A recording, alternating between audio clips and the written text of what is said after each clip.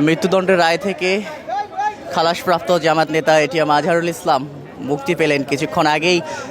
তাকে এই মুহূর্তে মুক্তি দেওয়া হয়েছে, এই মুহূর্তে তাকে মুক্তি দেওয়া হয়েছে পিজি হাসপাতালের প্রিজন সেল থেকে তাকে মুক্তি দেওয়া হয়েছে। এবং তার সঙ্গে কিন্তু জামায়াতের আমির সহ অনেকেই কিন্তু এখানে রয়েছেন এবং নেতাকর্মীরা তাকে ফুলেল শুভেচ্ছা জানাচ্ছেন, তেমনটি কিন্তু আমরা দেখতে পাচ্ছি। এবং এই মুহূর্তে আমরা আপনাদেরকে সরাসরি দেখাচ্ছিলাম পিজি হাসপাতাল থেকে, মাত্র পিজি হাসপাতালের প্রিজন সেল থেকে তিনি মুক্তি পেয়েছেন এবং নেতাকর্মীরা কিন্তু এখানে কিন্তু রয়েছে, তেমনটি কিন্তু আমরা কিন্তু এই মুহূর্তে দেখাচ্ছিলাম, সরাসরি দেখাচ্ছিলাম এই মুহূর্তে এখানে জামায়াতের আমির রয়েছেন এবং তার এই মুক্তিকে কেন্দ্র করে আমরা দেখতে পাচ্ছি শাহবাগে একটি গণসংবর্ধনা কিন্তু আয়োজন করা হয়েছে এবং আমরা এই মুহূর্তে আপনাদেরকে সরাসরি দেখাচ্ছিলাম। তিনি কিন্তু এই মুহূর্তে গাড়িতে উঠছেন, জামায়াত নেতা এটিএম আজহারুল ইসলাম কিন্তু মুক্তি পেয়েছে তাকে কিন্তু এই মুহূর্তে